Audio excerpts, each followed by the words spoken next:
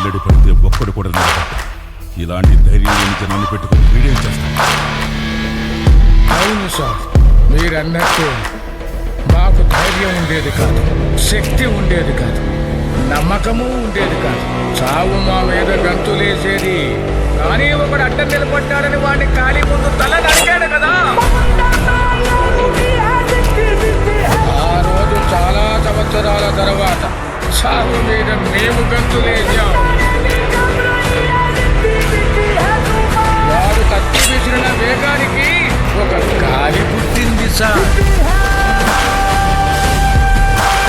ఆ గాలి నగాతిలో ఉన్న ప్రతి ఒక్కరికి ఊపిరిచ్చింది. మీకొక సలహా ఇస్తాను, మీరు మాత్రం అతనికి అడ్డు నిలబడకండి సార్.